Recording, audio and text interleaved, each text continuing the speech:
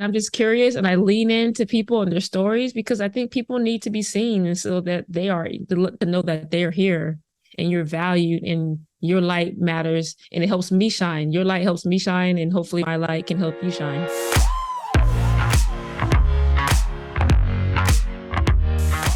Self-leadership can be lonely. It's hard to do the thing no one else wants to do, that no one else is willing to do. But you are not alone. There are others dancing through the fight and laughing as they lead. Let's find them, swap stories, and live through this together. Welcome to How I Live Through This. I'm your host, Ann Roach, and I'm really glad you're here.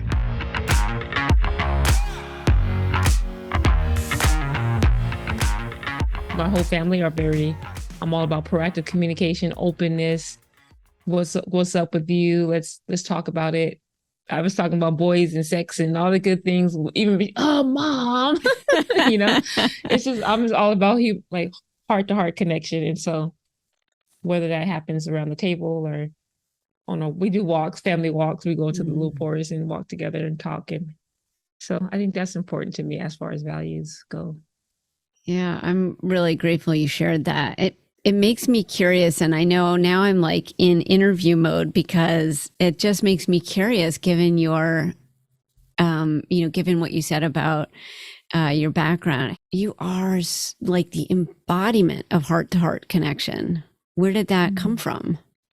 I think that came from, let me preference it by saying, I'm learning now that you're either a reflection or a reaction from what you've gone through or what you've experienced, some of your experience harder or even any kind of experiences that are meaningful in your life. And so with that, there's so much neglect in my childhood. Like we were left to our own devices first, and so it is what it is. But with that, I didn't know back then I was longing for a connection, but through my behavior, I look back now like, ooh, that girl, my younger Enrika, she was, for a child, that girl was looking for connection. She doing crazy stuff, gangster, wannabe, trying to like be tough, hard, all trying to grab attention by performance and perfect, all these kinds of things. But she's just, I'm valued. I'm valued. I have something to offer. I'm talented. I'm, trying to gain not my attention, but gain like I think I have value. Do I have value? Hey, look at me. Do I have value? So that opposite, I kind of was searching like what is valuable, what makes a valuable human. I was very curious, kid, playful, creative, and curious. And so I would always ask those like life questions, meaningful questions and things like that. And I have some people who I can credit in my life who almost like mentored me and showed like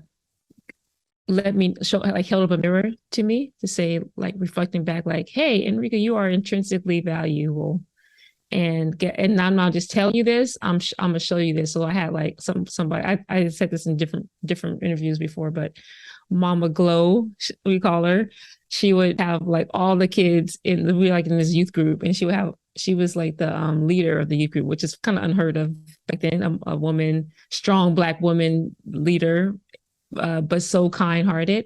She would have everybody just come to her house, and she would make these big pots of gumbo and cook for everybody. And we in the hood, so if you have a place to eat, everybody was at her house after Sunday, just hanging out. Even if you didn't belong or go to the youth group or whatever, everybody would just find in the neighborhood would find themselves there because she gave out so much love, and not just a general love, but a specific love. Like, Enrika, I see you're so good at this, and you're just wise. And I love that. She would point certain things out to you, and you make you feel like you have so much to give in the world and so much potential. And people would feel like Mama Glow's favorite, but everybody would feel like that. So that's one person who taught me that I had value in that, and she taught me things like that a mom would teach you. So that's one person who kind of where I learned that from, that just being open and giving. And then my dad, even though he was an addict, before when he was clear and clean, he was the most kind, creative uh, person of love that you can even imagine. He cooked for us, and so he was a reflection back to me about the importance of connection. Like I always feel valued. He taught me how to play chess. He taught me so many how to do my first dance move, the electric slide, back when I was like 9. I don't know, when I was young. And so there's so many different. I mean, I can't name them all here for the sake of time, but there's so many different people who just shine, who's shown light. They're not famous. They're not, they weren't looking, I couldn't have gave anything back to them. But they kind of brought me under their wing and said, hey, let me teach you some things. And hey, come over, let's, and not just teach you, but let's connect. What's going on with you? And we're curious about me. And I think that was like a life raft for my life. So I didn't drown in all that was going on with me. Oh, that's so good. That's so good. You use the word light, and that is what I think of when I think of you, and being a light for somebody, reflecting back what you see, and also articulating it, saying, here's what I see in you, or showing to somebody, here's how you make me feel, or here's what I see. It's such a powerful thing for a kid. And also it's, as you're saying that, I'm thinking about like, it's what you do for other people. And I should introduce you, because that is how I introduce you. But it's what I'm hoping people take from this particular season of this podcast, which is that you can be a light and shine a light, and it helps other people find their light. You just said a word. I feel like that's what it's all about. Like, you don't even have to introduce me. You know what I'm saying? You don't even have to. I'm getting teary thinking about it, because the people who impacted me most, they don't have big names. They don't have, some of them don't even have that much to give, even while they were giving it. You know what I'm saying? And I'm like, how can they make the food stretch so much, the love stretch so much, when they were going through so much themselves?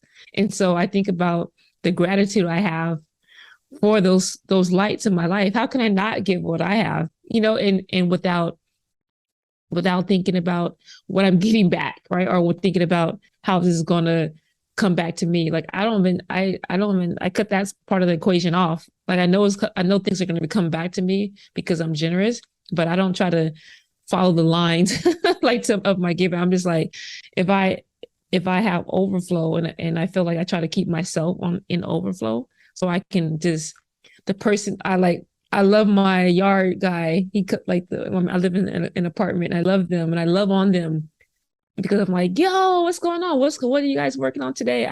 Because humans, you don't know what people are going through, what people are holding. I mean, I know I felt invisible as a kid, teenager, teen mom growing up. And so when I was able to find dignity, people saw dignity in me. They shined a mirror, or they reflected a mirror back that I have dignity and that I'm worth something. They don't probably even know how much that meant to me, right? Just to feel like I was seen. And so how can I hold back all that I was given, right? And so I think about just like I survived the things I survived because of those unnamed lights. It could have been just in passing. And so I like to, I might not never see this person as I'm walking past in like my neighborhood. I'm walking past this person. I try to give as much as I can give in our passing, even if I never see that person again, and strike a conversation. I love having conversations with people. In my family might think too friendly, because I'm just like, Oh, they're kind of by themselves, like, hey, I like your shoes. What did you, and I just started a conversation like, what are you dreaming of? Like, I go deep quick, you know what I'm saying? Yeah. Because I don't like small talk, but then people get scared of that. So I start with like, oh, girl, you're looking cute. Where you going? I'm like, oh, tell me more. And I'm just curious. And I lean into people and their stories because I think people need to be seen. And so that to know that they're here and you're valued and your light matters and it helps me shine. Your light helps me shine. And hopefully my light can help you shine. Oh my God. That is spot on. That's spot on. It makes me think about when people say, what if I say the wrong thing? What if I come across as creepy or or um what if somebody doesn't want to hear it? Or what if I make a mistake? I mean, this is the thing. So season 3, undercover coaches. You don't have to be a coach. You don't have to be trained to really connect or to create a space for somebody else to shine, for somebody else to recognize that they can connect.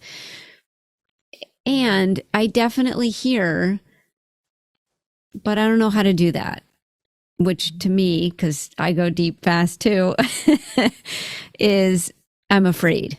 I'm afraid. I'm afraid I'm going to get it wrong. I'm afraid it's going to be too much. I'm afraid it's not going to be enough. I'm afraid it won't make a difference. I'm afraid I'm going to look like an idiot.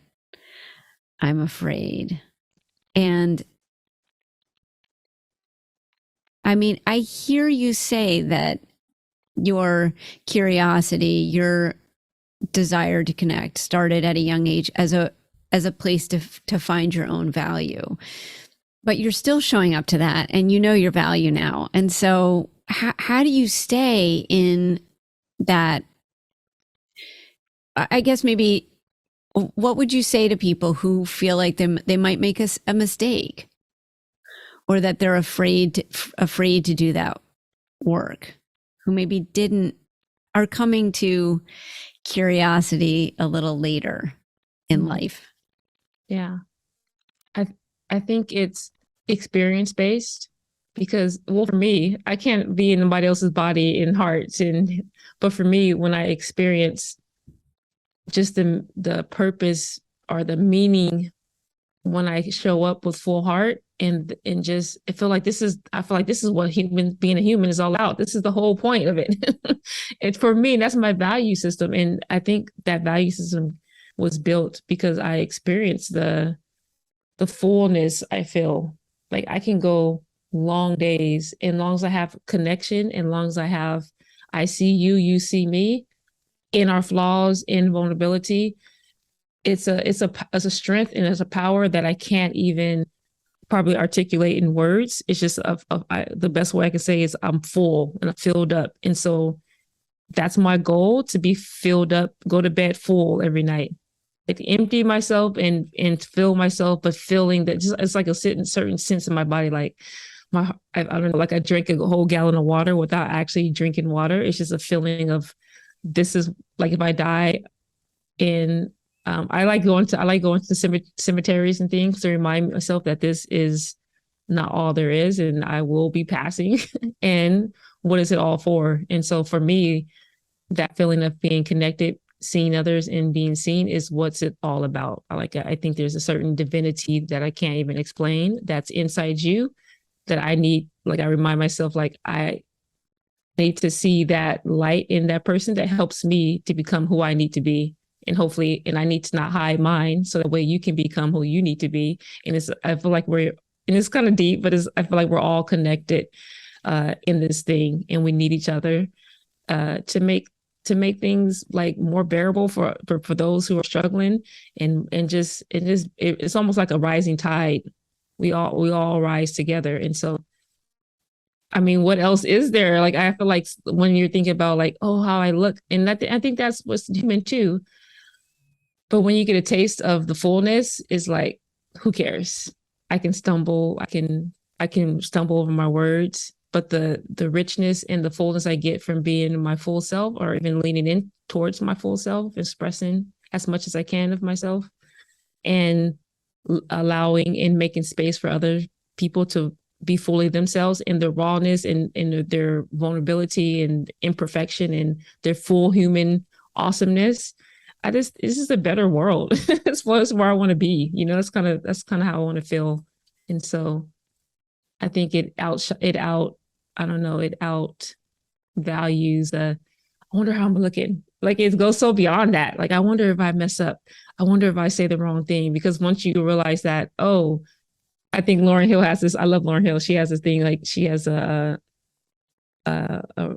a, what is it called, when she's playing this, it's like a naked guitar, and it's just her, it's not her most popular album, but it's the one she's just singing and stuff, which is just a guitar. And she's like, oh, you got a belly too, you like, I got a belly and you got a belly too. Everybody, it's like, oh, I can let mine out. It's kind of like, in our humanness, we're okay. It's not, we don't have to all hold up the charade. Hi, my name is Enrika Greathouse. And like, we can relax and be in our full glory, in our full humanity, and know that we're all en route. I love that. I mean, that, Enrika, is when I was thinking about talking to you today, I was thinking about when I first met you, which was in the Story Skills workshop. And we were both students in that, but I remember my first memory of meeting you was when we were both coaches. And I was coming from a pretty formal background, especially, one in law, but also just how I was raised. And you, like, my first memory of you, Enrika, is you were brighter than anything I had ever seen. Like, you showed up radiant, and you were so you, and you were so radiant, and you were so honest about, you were like, I think it was the first meeting, you were like, I've never coached before. I don't know, like, in this space, I don't know what I'm supposed to be doing here. And you said the thing that I had felt when I was first coaching, and I was with a bunch of other people who were experienced coaches, or so I thought. And I had that thing in my head of, like, always be professional. You're showing up as a professional. And to me, professional meant figure it out, go, get in there, like, figure it out. Don't act as if you don't know what's going on. And of course, I had no idea what was going on. And you came in and you were like, I don't know what's going on. Why don't you all just tell me, like, what are your best tips for what do I need to know? I'm like, oh my God. It was like letting my belly out. I was like, okay, I can breathe now. I can breathe, because I still don't know what's going on. I never know what's going on. Every time I think I know what's going on, I discover how wrong I am. And it was so, that's what I mean when I talk about safe spaces, which is such a, like, that's a term, that I didn't understand until later in my life. But I think that's one of the things you do so well, is create a space, create an environment where everybody can come in as themselves, and recognizing that the messy part of humanity is actually the most beautiful part of each other. Yeah. And leaning into that, without it just being about the mess. Right? Because speaking directly about this, I think what people are fearful of is having a conversation or creating a space or being with another person who thinks very differently than they do, or so they think, or who may hold different values than they do, or so they think. My belief is that we all have more in common than we do that divides us. And they may not be the surface things. In fact, I think when we think they're the surface things, or when they're the only surface things, it's not the real stuff. So part of like that messy is beautiful doesn't mean that all I'm seeing of you is your mess, or all you're seeing of me is my mess, or that my mess is taking up all the oxygen or space in the room. And that, that's something I think you do that dance very, very well. And, being honest about it, especially as a Black woman, I can imagine that you are in spaces all the time, in white spaces all the time, and in spaces where people are messy and maybe don't recognize it or don't take responsibility for it. There is a question in here somewhere. I know I'm getting to it. But I mean, that dance of like, I see your humanity and I'm going to meet you with my humanity, and we're going to move ourselves forward. I think that's it right there. It's the contrast of being in your strengths and be comfortable shining and not shrinking back. Like, because the thing is, we are both brilliant and broken. You know what I'm saying? Yeah. We're yes and so it's not all about, oh, I am so, I'm broken and let me show you see, I can't do this. I do not like that at all. Like I don't like self, what is it when you're just loathing and like, oh, you see that I can't, that's why I can't do that, because I'm broke. It's okay to be, I'm saying be brilliant, be in your strength, shine bright. Like I know I do a few things well, and let me, if you're weak in that area, if you're feeling like, oh, I'm having a challenge with that, like, oh, let me work with that. I love doing that kind of thing, and I feel like I'm a little bit good at that. So let's knock it out. And so I'm not shy about. I don't have like low self-esteem or low confidence about where I have experience or skills or strengths or even my swag style, whatever. I'm fully own that part, and I own equally the parts where I'm like, ooh, I ain't that good at that. You know what I'm saying? It's just being honest is what it is, and having a healthy, sober self-awareness and of who you are and who you're becoming in your full self. That being at home with who you are and how you're growing and where you're going towards it's dynamic, and it's not just let me show you my wounds and how weak, who's the weakest contest. You know what I'm saying? It's not that. It's just being honest. Yeah. And what I heard in that was detaching judgment. So like understanding your strengths is not the same as being cocky. Cockiness is judgment. Like, I know I'm better at this than everybody else in the room, or I got this more than everybody else in the room. But like, I know this is a place where I can provide more. And I also know that there are places where I can't. And so let's collaborate on that. So what I'm hearing you say, Enrika, is that self-awareness is as important, or maybe the first step in being able to show up for other people. Yeah, I feel like if you don't know yourself, how are you going to try to help someone else? Like you're trying to get somebody a map and you lost. You're not. When I say lost, not saying.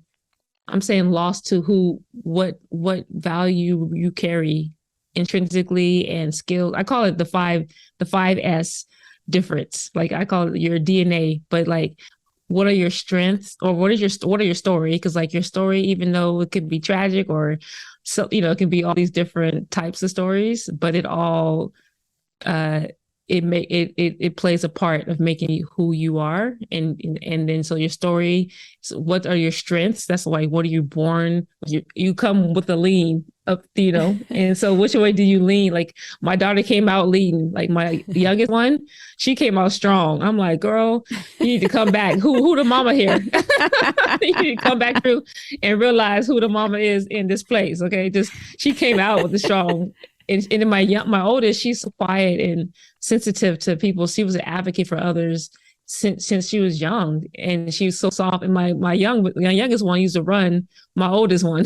They'd be like, Mom, can you tell her to stop? Like, Adasia, you are 10 years older than her. Just push her to the side. Like, you ain't gonna cut me to come the little baby running the show. But they come with the lean, you know, of my oldest was more quiet and shy, introverted, soft spot. I'm like, speak up, you know. And my youngest daughter was like, what's up? Everybody kicking the doors through, you know. And so what's your strength that you come with? Like, what's that lean? And so it's the story, your strength, your skills. What are you turning your strengths into? Because you can have innate strengths, but when you invest in yourself and you work with others and you turn those strengths into skills by practice, then you have like, oh, I've been practicing story for a while now. I got that in my bag. You know what I'm saying? And being and owning that. And so your story, your strengths, you're turning it into skills. And then the fourth one is more like a two-sided coin. It's like what things have you turned into successes? You know, like what failures or what struggles, like what struggles have you turned into success? Because that is your history. You got experience with that. Like once you overcome something, that's something you can put in your bag. Like, oh, I've been through that. I got that. I did that. Actually, I went that twice. And so that's something you can help others with, right? So you have your story, you have your strength. That's what you came leaning with, like, turn into skills by just what you put the work you put in.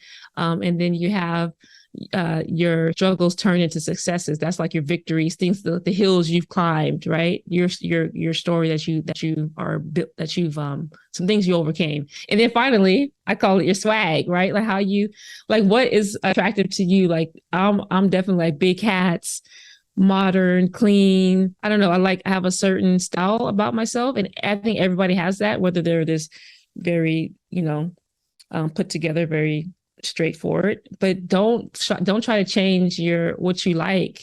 If you like, I like a black sweater and a pair of jeans, whatever that is, bring that nerd swag to the table, because we need that. People are attracted to that. So lean into your personality. And I think when you can kind of like play and learn yourself, and using, like, you don't have to use that 5S. That's just something that helps me to make sure I'm exploring all parts of me and expressing all parts of me. And so it just helps, so you can know what you have in your bag to, like, you need some of that. I got some of that. There you go. Yeah. I love that. And when you show up that way, when you show up knowing who you are and believing in your value, I love that swag part. That's the human part. When you meet somebody on that level, it's irresistible. Like, it's hard to turn away from somebody who's showing up really as a human and not as an image or a shell or something. Mm-hmm. And when you're coming with generosity, so I instinctively know, not instinctively, but I know that I can see the difference between my young daughter and my oldest daughter, and I don't expect them to show up the same way. Because I know the differences. And even my oldest daughter, she's so blinged out, like she loves diamonds, and I'm so like, oh, that's too much, for myself. But I know, like, when I buy her a gift, I buy her the blinged out AirPod case, because I know that's how she is. That's who she is, and that's how she likes to express herself. And so coming with generosity and humility, that everybody has to look and express like me, and there's nothing wrong if you like, Steve Jobs plain, like, high belted, do your thing. I'm like, yes, do you, boo? Even though it's like not something I would ever wear, or even, be in like some music. Like, I do not like country music, but I'm like, I almost banned it from my house. And my daughter's like, I like country. I'm like, how did you come out? Me and your dad like hip hop 90s. Where'd you get this from? Way. I know. I taught you this. Get that junk out my house. But I had to let her wear her country boots and her hat. But I'm like, where'd you get, girl? I told my husband, I'm like, I would rather find out you had cheated on me that you liked country music. You see? Well, I think our who we partner with is almost a reflection of art style because me and Josh, we like do old school, like Bay Area music, hood music, and they'd be like, that white boy did that hood music. He'd be like, son to this, he'd be like, he knows all the like stuff I like, and I didn't teach him. He came with that, so I was like, I'm like, what? You know that song? What you wrong with Dr. Dre? You know what I'm saying? Yeah. It's just so cool, that connection we have. So I feel like I probably wouldn't have married any corny white dude. he was raised by like black folks and stuff. So like he's like an undercover like culture. He's so chill, but then when you get to know him, he'd be cracking jokes, all his best friends. So we jet well together. But my daughter, I'm like, what? Like, anyways. But I let her be her. I'm trying to say. All that to say is it's showing up, but in humility to know that your way is not the only way. You know, there's other flavors, and to honor and to celebrate that actually. Yeah, that brings me back to the way we started this conversation, which is not looking to other people to get what you need. If you know who you are and you believe in yourself, or you in all of your mess, you know, if you can be honest about that, if you have real self-awareness, you can be honest about that, then when other people show up, they're not a reflection of you. They're a reflection of themselves. And then you can see that clearly. So when you're with somebody else, because I hear this a lot too, like, well, I don't want to just be the one asking questions. I don't want to be the one just listening because I feel like other people need to hear me, or other people need to hear a different point of view, or I feel like that person has had the mic for too long and they need to shut up a little bit and listen a little bit more. And what I'm hearing you say in that is, if you're coming to a conversation, getting what you need from it, which is not, I need to show you who I am, but because that you got to show yourself who you are. Fuck that. You can't ask other people to see you for who you are. See yourself for who you are. And then I'm coming to a conversation because I want connection, because I want to feel like I'm part of something bigger than myself, because it's important to me to find the humanity in somebody else, to see that divinity. Then you're curious.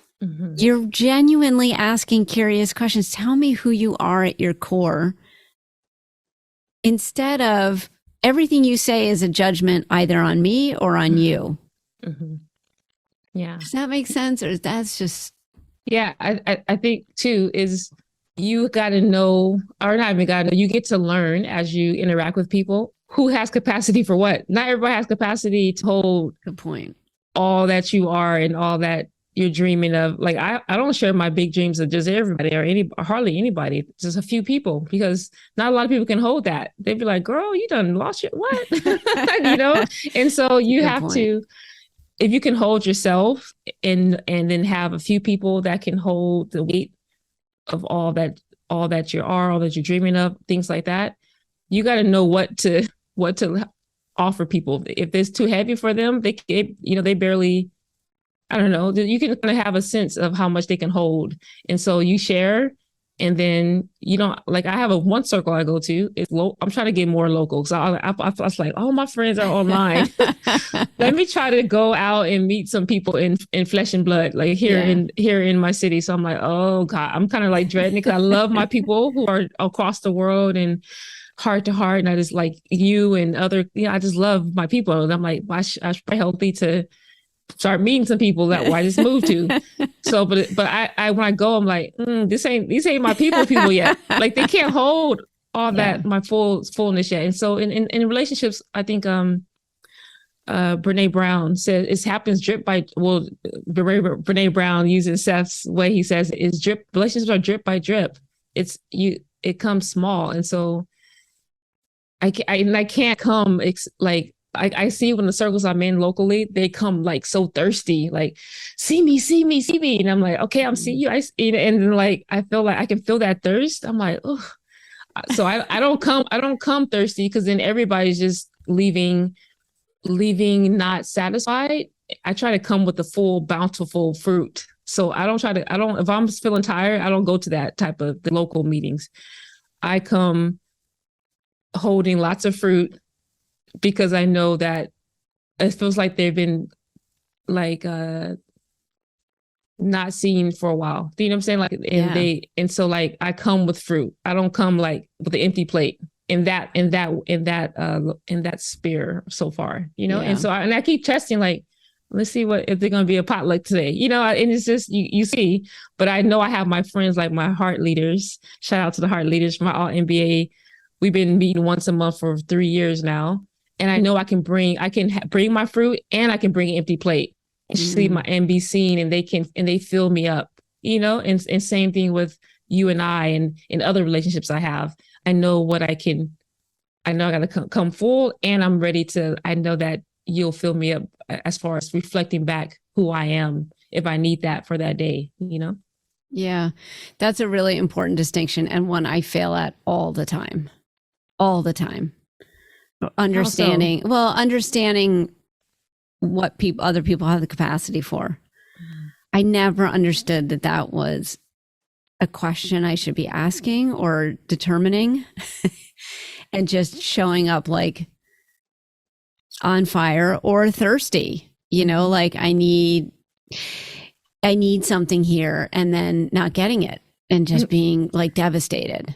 That's why I learned that people don't have capacity, because I'm like, Yeah. you come like so like eager, like, oh, I get to Yeah. connect, and Yeah. I've had a hard time this week. I want to share what's happening with me, and then you go and they're like, and me, and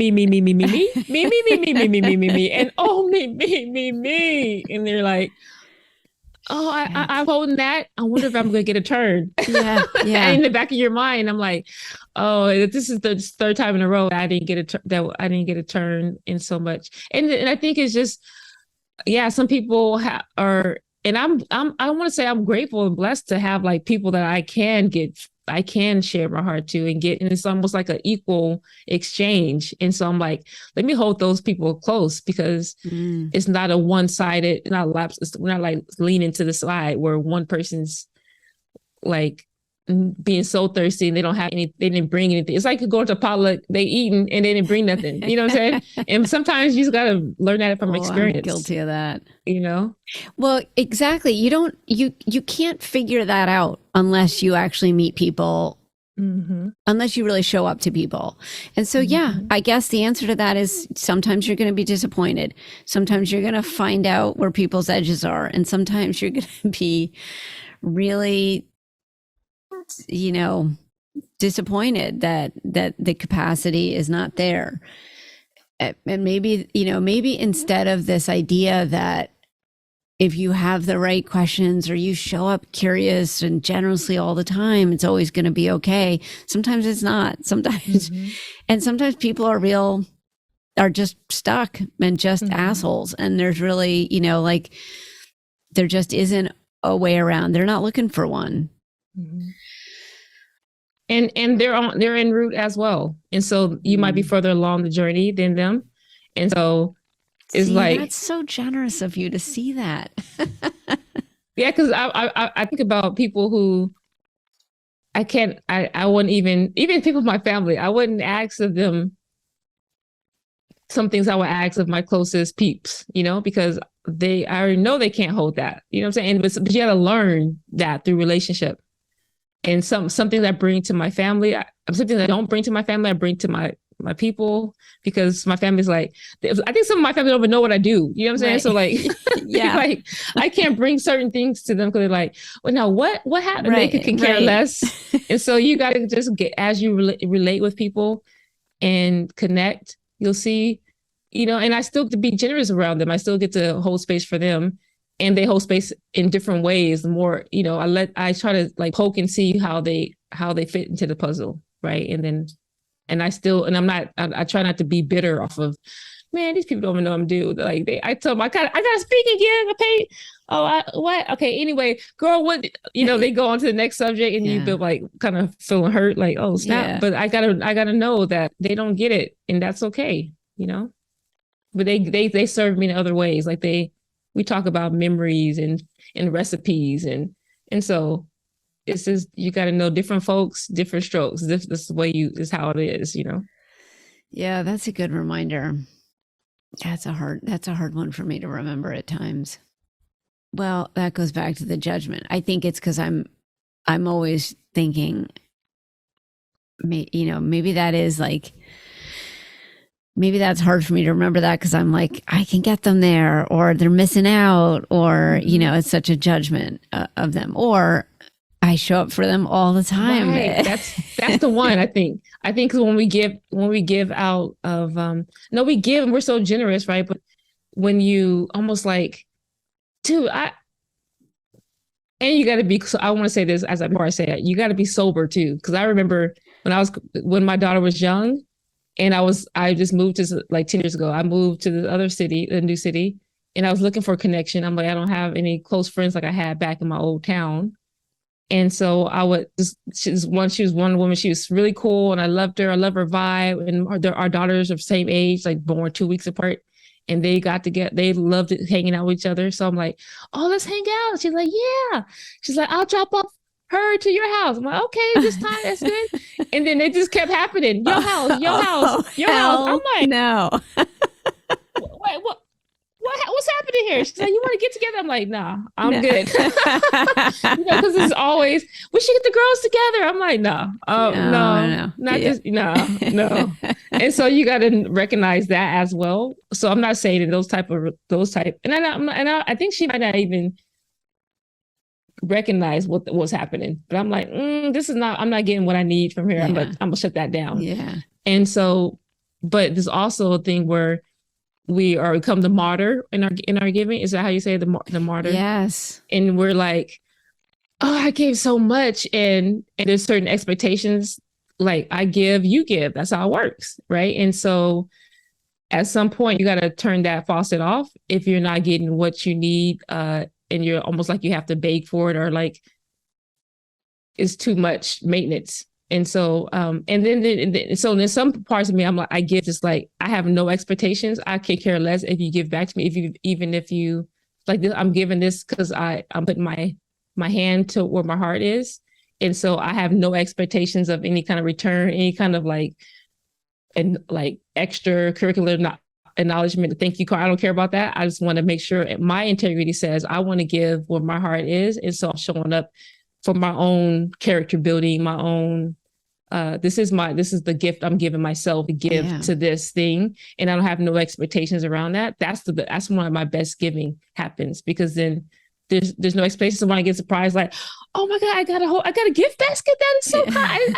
I would do this without anything, And so when something comes either directly or even by way of somebody else, something like, that you weren't expecting, that's the best, like, oh, wow. Because you're giving with no strings attached and not even, thinking about the give and take. But some relationships like the babysitting situation or that was babysitting. Right. I'm like, this is not the kind of relationship I want. I'm not the babysitter. Yeah. I barely like watch my own kids. Yeah. Why would I want to watch yours? You know what I'm saying? So yeah. That's good. Oh, Enrika, this is amazing. Now I'm even looking at my notes. This is such a different conversation. It's not a different conversation. It's a different way into this conversation than I thought we were going to have. And I love it. I guess, let me just, so that I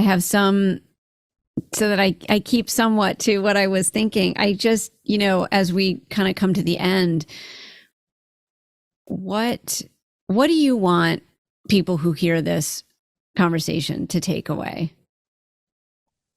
Well, just in light of the season 3 theme, undercover coach, like I never considered myself to be any kind of leader coach. I almost disdained the word. Even when I was starting my business, I'm like, I'm not a coach. Heck no. Like, what is that? I was like, no. And then even the word leader, I had very much a disdain for, because all of my experience with leaders was power tripping, coercion. I hope I'm saying that word right, but just like manipulation and just bad stuff. And so I always had like a bad taste in my mouth for the word leadership, and coaching was not too far from that word. Yeah. And I'm like, let's just be in community and give on a flat level, like we're giving it together. I still have that belief, but now okay. So let me tell you one quick story.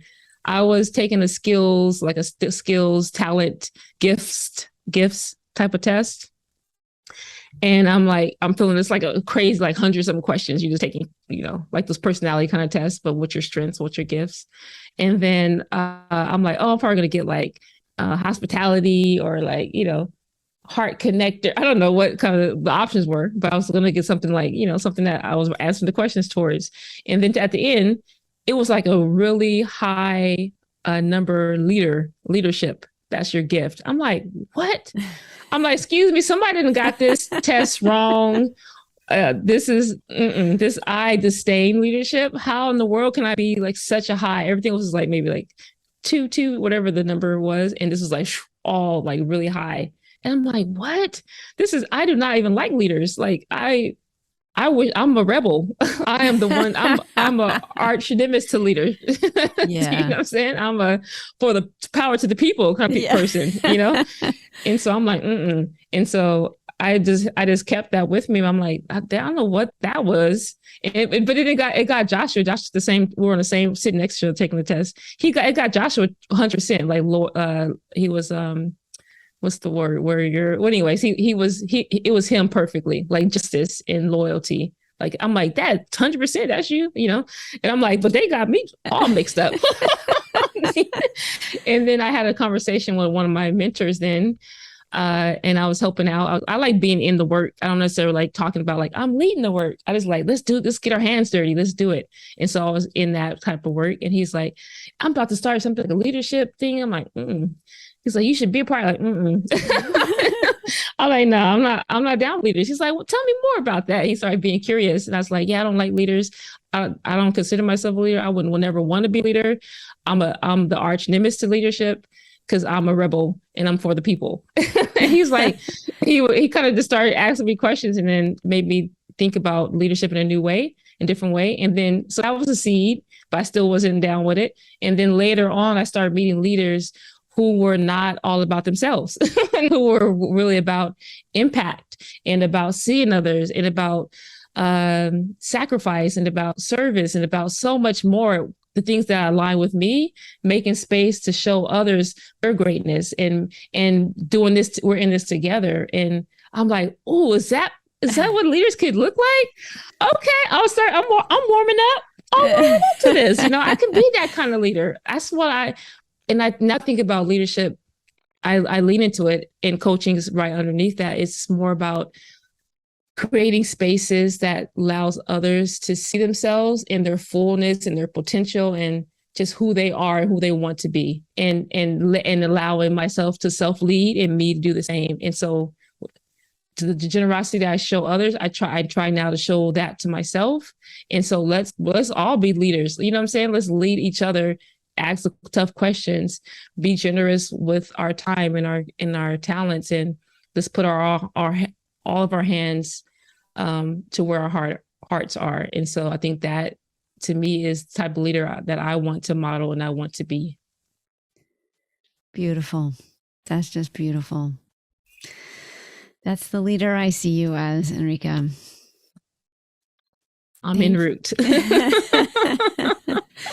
I love that. I'm going to keep that with me because, of course, we all are. Mm-hmm. Yeah. I stole that from my Angelos, whoever, Yeah, beautiful. She's like, I think Oprah asked her, "Are you wise?" We asked actually when you were wise at 85. She's like, and you say you're en route, and she was like a lot older then, like not, I think maybe 10 years later, and she's like, "Are you still?" And she's like, "I'm still en route. I never will attain." I'm like, I'm adopting that for myself as well. Yeah. Yeah, I love that. Thank you so much. I just love you, and I'm so grateful to be en route with you. Thank you for having me, Anne. This is always a pleasure to connect and talk with you. Thank you.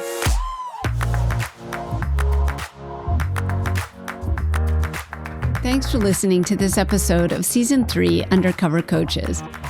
This season was born from the idea that you don't have to be a coach or trained in coaching skills to move the needle. People in my audience were saying, your guests are amazing, but I don't have these coaching or leadership skills. I can't do that work because I don't know how to. What if I get it wrong or make a mistake? I feel exactly the same way every goddamn day.